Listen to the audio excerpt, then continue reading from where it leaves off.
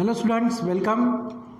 अपना टॉपिक आज का क्या है? कंपाउंड ऑफ सल्फर, और वो है सल्फ्यूरिक एसिड। ठीक है, इसके पहले क्लास में अपने कंपाउंड ऑफ सल्फर क्या देखा था? सल्फर डाइऑक्साइड देखा था। ठीक है, और जहाँ तक उसको कंप्लीट भी किया था उसके कुछ यूजेस बाकी थे, और वो यूजेस क्या हैं कि सल्फर डाइऑक्साइड हम कहाँ यूज़ करते हैं? In refining of petroleum and sugar. ठीक है, पेट्रोलियम या शुगर को रिफाइन करने के लिए सल्फर डाइऑक्साइड का यूज़ होता है। To bleach wool and silk, इनको ब्लीच करने के लिए भी सल्फर डाइऑक्साइड का यूज़ होता है। उसी तरह डिसइंफेक्टेंट के तौर पे यूज़ करते हैं, प्रिजर्वेटिव के तौर पे उसको यूज़ किया जाता है, और लिक्विड सल्फर डाइऑक्साइड अगर हैं, ठीक है, तो उसको हम सॉल्वेंट के तौर पे यूज़ करते हैं for to dissolve the different organic substances. ठीक है, तो there are many uses of sulphur dioxide.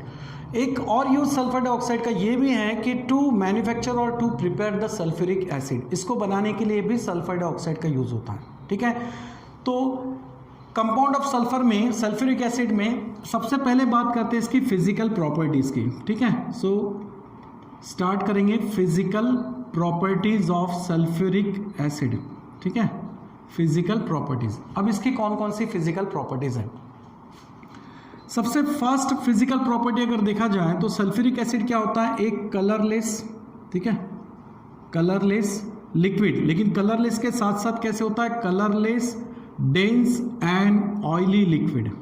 ठीक है, colourless, dense and oily liquid. Sulphur dioxide क्या होता है? कलरलेस होता है, डेंस होता है और एक ऑयली लिक्विड होता है। ठीक है, सेकेंड प्रॉपर्टी अगर देखा जाए तो इसका जो डेंसिटी है सल्फ्यूरिक एसिड का, अगर डेंसिटी देखा जाए तो कितना होता है? Density of sulphuric acid is 1.84 gram per cm cube, nearly about at 298 kelvin. ठीक है, at 298 kelvin the density of sulphuric acid is observed as 1.84 gram per cm cube. ठीक है, थर्ड फिजिकल प्रॉपर्टी ये है कि इसका अगर फ्रीजिंग पॉइंट देखा जाए तो sulphuric acid freezes at 283 kelvin, okay, and boils, ठीक है, and boils at nearly about 611 kelvin. ठीक है, इस टेम्परेचर पर फ्रीज होगा, 611 केल्विन पे बॉइल्ड होगा। और एक प्रॉपर्टी है जो बहुत इंपॉर्टेंट है कि सल्फ्यूरिक एसिड को जब हम लेबोरेटरी में, लैब में जब हम उसको एक्सपेरिमेंट के लिए यूज़ करते हैं तो वहाँ पर बहुत केयर रखी जाती है। सल्फ्यूरिक एसिड को जब हम वाटर में डिजोल्व करते हैं तो वहाँ क्या होता है? More heat is evolved. ठीक है, so that's why while adding the sulphuric acid in water the care is to be taken that the beaker, जिस बीकर में आप वाटर लेके उसमें सल्फ्यूरिक एसिड ऐड कर रहे हो तो वो वाटर बाथ में होना चाहिए और कंटिन्यूअस वहाँ पर स्टरिंग होना चाहिए। ठीक है, तो केयर रखनी होती है। ठीक है, क्योंकि सल्फ्यूरिक एसिड जो होता है ये हाईली कोरोसिव, ये एक तो तरह से क्या है? हाईली कोरोसिव है। ठीक है, और क्या करता है? And produce the burn on skin, अगर स्किन पे गिर जाए तो स्किन जल रही है ऐसा महसूस होता है। ठीक है, तो burn on skin, so that's Y इसको केयरफुली हैंडल करना होता है। ठीक है, तो ये कुछ इसकी जनरल फिजिकल प्रॉपर्टीज है। अब देखते हैं हम प्रिपरेशन। ठीक है, क्या देखेंगे अभी? Preparation of sulphuric acid. इसका प्रिपरेशन किस तरीके से होगा? सल्फ्यूरिक एसिड को मैन्युफैक्चर्ड करते हैं बाय कांटेक्ट प्रोसेस से। ठीक है, सो इसका प्रिपरेशन कैसे होगा? By contact process. ठीक है, contact process. So by contact process sulphuric acid is manufactured. अब इसको मैन्युफैक्चर करते वक्त या कांटेक्ट प्रोसेस में इसको बनाते वक्त 3 स्टेप से गुजरना होता है, या 3 स्टेप यहाँ पर करनी होती है। सबसे फर्स्ट स्टेप जो है वहाँ पर हम क्या करते हैं? सल्फर डाइऑक्साइड का प्रिपरेशन करेंगे। सबसे पहले तो करेंगे प्रिपरेशन ऑफ सल्फर डाइऑक्साइड, और थोड़ी देर पहले मैंने कहा है कि सल्फर डाइऑक्साइड को यूज़ करते हैं हम सल्फ्यूरिक एसिड के प्रिपरेशन के लिए। तो पहला काम है सल्फर डाइऑक्साइड को प्रिपेयर करना। सेकंड स्टेप ये होती है कि सल्फर डाइऑक्साइड जो है इसको ऑक्सीडाइज करते हैं। सो सल्फर डाइऑक्साइड ऑक्सीडाइजेस कैटालिटिकली। ठीक है, इन प्रेजेंस ऑफ कैटलिस्ट, कैटलिस्ट के प्रेजेंस में सल्फर डाइऑक्साइड को ऑक्सीडाइज किया जाता है। ठीक है, और थर्ड स्टेप ये होती है कि यहाँ पर ऑक्सीडाइज करने के बाद जो सल्फर डाइऑक्साइड का फॉर्मेशन होता है वो सल्फर डाइऑक्साइड को क्या करते हैं बाद में? सल्फर डाइऑक्साइड एब्सॉर्ब इन concentrated sulphuric acid. Sulphur dioxide को कॉन्सेंट्रेटेड सल्फ्यूरिक एसिड में एब्सॉर्ब करते हैं, एब्सॉर्ब किया जाता है, और फॉलोड बाय डाइल्यूशन। और उसके बाद क्या होता है? फॉलोड बाय डाइल्यूशन, डाइल्यूशन मतलब एडिशन ऑफ वाटर, और उसके बाद उसमें वाटर ऐड करते हैं और फाइनली हमें सल्फ्यूरिक एसिड का फॉर्मेशन दिखता है। तो फर्स्ट है preparation of sulphur dioxide, second है सल्फर डाइऑक्साइड ऑक्सीडाइजेस कैटालिटिकली, थर्ड है absorption of sulphur trioxide in concentrated sulphuric acid and followed by the dilution. ठीक है, तो सबसे पहला स्टेप देखते हैं preparation of sulphur dioxide, preparation of sulphur dioxide. अब सल्फर डाइऑक्साइड कैसे प्रिपेयर होगा, तो इसके प्रिपरेशन हमने प्रीवियस क्लास में देखे थे, वही प्रिपरेशन आज देखने हैं कि अगर हम सल्फर को बर्न करते हैं इन presence of oxygen, okay, so when the sulphur is burn in presence of oxygen gives sulphur dioxide. Sulphur oxygen के प्रेजेंस में बर्न होकर क्या बनाता है, सल्फर डाइऑक्साइड का फॉर्मेशन करता है। सिमिलरली अगर हम मेटल ओर लेते हैं, जैसे कि जिंक सल्फाइड अगर लेते हैं या आयरन पायरेट लेते हैं और उनको अगर हम ऑक्सीजन के प्रेजेंस में बर्न करते हैं, जिसको हम रोस्टिंग भी कहते हैं, okay, so zinc sulphide that's ore is burn in presence of oxygen, then it gives the sulphur dioxide. तो दो कंपाउंड यहां पर मिलते हैं, एक तो है मेटल भी ऑक्सीडाइज होता है, तो that's why zinc oxidise into the zinc oxide, ठीक है, और सल्फर ऑक्सीजन में ऑक्सीडाइज होकर क्या मिलता है यहां पर, सल्फर डाइऑक्साइड। ओके, तो इसका ऑक्सीडेशन होगा, ठीक है, मेटल ऑक्साइड भी बनेगा और साथ में सल्फर डाइऑक्साइड का फॉर्मेशन भी होगा। ऑक्सीजन कितने हुए यहाँ पर 3 और यहाँ पर है 2, तो क्या करेंगे हम इसको 2 से मल्टीप्लाइड, 4 ऑक्सीजन के लिए 2 तो है, यहाँ पर 1 है तो इसको 2 से मल्टीप्लाइड। अब 2 जिंक है तो इसको क्या करेंगे 2 से मल्टीप्लाइड करेंगे, और 2 सल्फर है तो इसको भी 2 से मल्टीप्लाइड करना पड़ेगा। अब सिर्फ ऑक्सीजन देखना है कि 2 ऑक्सीजन और ये हो गया 4 ऑक्सीजन 6, जबकि यहाँ पर सिर्फ 4 है, तो 6 करने के लिए हम क्या करेंगे, ऑक्सीजन को 3 से मल्टीप्लाइड करेंगे। ओके, तो इस तरीके से बैलेंसिंग भी हो जाएगा, ठीक है, और साथ में हमें क्या मिल रहा है, प्रिपरेशन ऑफ सल्फर डाइऑक्साइड भी मिल रहा है। तो सल्फर डाइऑक्साइड इस तरीके से प्रिपेयर करना है। दूसरी जो स्टेप है, सेकंड स्टेप, उसमें क्या है, सल्फर डाइऑक्साइड ऑक्सीडाइजेस कैटालिटिकली। अब क्या करना है कि सल्फर डाइऑक्साइड जो प्रिपेयर हुआ है इसको फिर से रिएक्ट करना है ऑक्सीजन के साथ में, ठीक है, ऑक्सीडाइज करने के लिए ऑक्सीजन के साथ में रिएक्ट करना है, लेकिन इन प्रेजेंस ऑफ कैटलिस्ट, और वो हमने क्या यूज किया था, vanadium pentoxide. So sulfur dioxide reacts with oxygen या burn in presence of oxygen and in the presence of catalyst like vanadium pentoxide it convert into the trioxide। Sulphur dioxide में oxygen add होके क्या बनेगा, sulphur trioxide का formation होता है, ठीक है। हाँ, यहाँ पर 4 ऑक्सीजन है, यहाँ 3 है, तो इसको क्या करोगे 2 से मल्टीप्लाइड, ट्वाइस ऑफ सल्फर हो गया, ये 1 है, इसको भी 2 से मल्टीप्लाइड कर दो।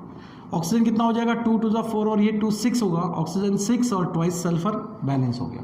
तो इस तरीके से सल्फर डाइऑक्साइड को ऑक्सीडाइज किया इन प्रेजेंस ऑफ कैटलिस्ट, क्या मिलता है, सल्फर ट्राइऑक्साइड का फॉर्मेशन होता है, ठीक है। अब थर्ड स्टेप क्या है, ये जो सल्फर ट्राइऑक्साइड है, this sulphur trioxide absorb in concentrated sulphuric acid.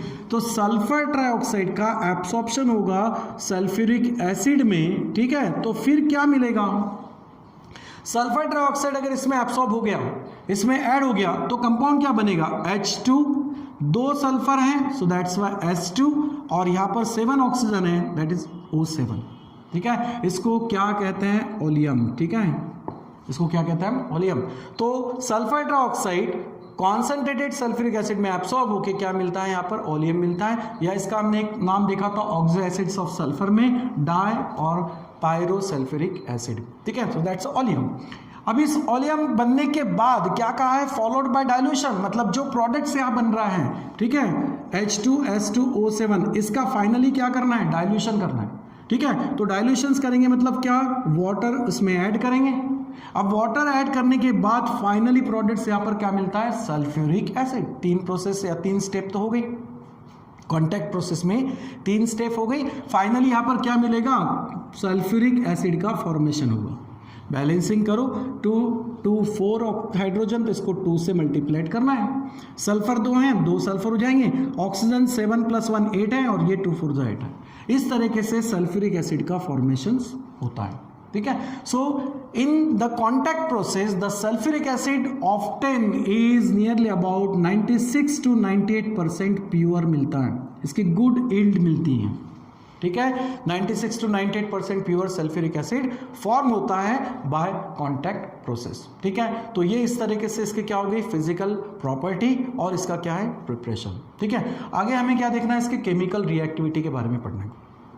अब देखो सल्फ्यूरिक एसिड कह रहे हैं हम, केमिकल रिएक्टिविटी यानी उसके केमिकल रिएक्शंस देखने हैं। तो सल्फ्यूरिक एसिड हम कहते हैं यानी वो क्या एसिड है। एसिड मतलब क्या, एक तो वो हाइड्रोजन यानी H+ आयन दे सकता है।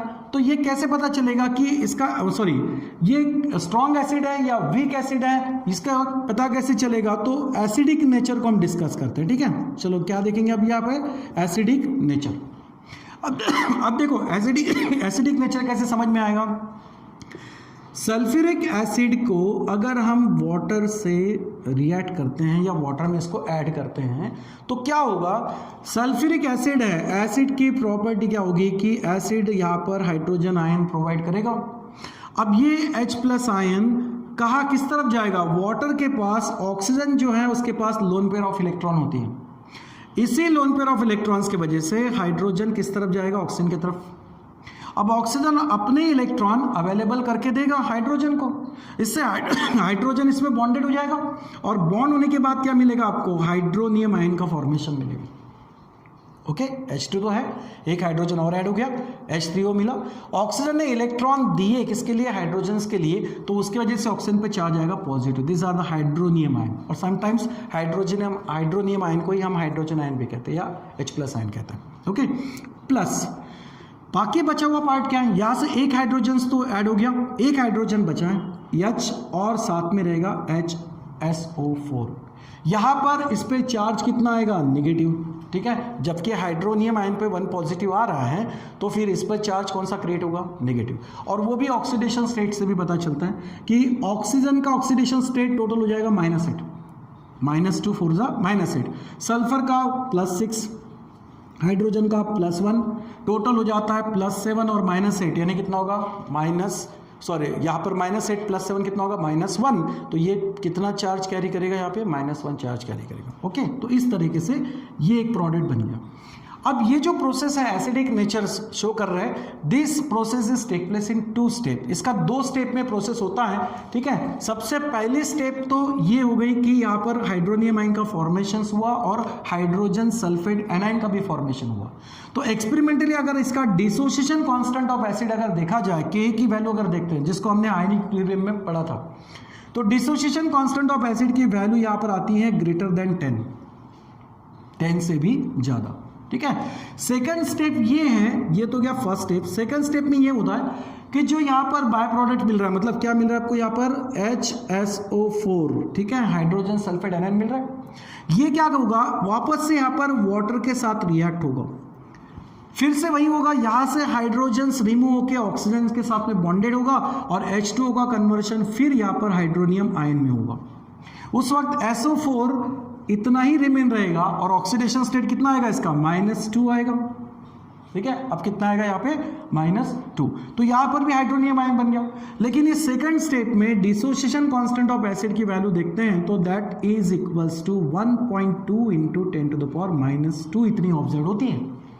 तो इन 2 स्टेप में सबसे पहली जो स्टेप है उसमें डिसोसिएशन कांस्टेंट ऑफ एसिड कितना मिल रहा है, >10। इसका मतलब कि sulphuric acid is more dissociated in water and gives the high concentration या more concentration of hydronium ion. Hydronium ion का कॉन्सेंट्रेशन यहाँ पर ज़्यादा मिलता है क्योंकि डिसोसिएशन कांस्टेंट ऑफ एसिड की वैल्यू भी कितनी है, 10 से ज़्यादा है। तो इस हाई वैल्यू ऑफ के की वजह से हम कह सकते हैं कि concentration of hydronium ion is also large and that's why sulphuric acid जो होगा ये कैसा होगा, strong acid. So that's why sulphuric acid is a strong acid in nature, ठीक है। ये होता है स्ट्रॉन्ग एसिडिक इन नेचर, ठीक है। तो इस तरीके से इसकी एसिडिक नेचर या एसिडिटी को भी हमने डिस्कस कर लिया। अब इसकी जो कुछ केमिकल रिएक्टिविटीज़ हैं उसको हम नेक्स्ट क्लास में कंटिन्यू करेंगे, ठीक है। चलो, थैंक यू।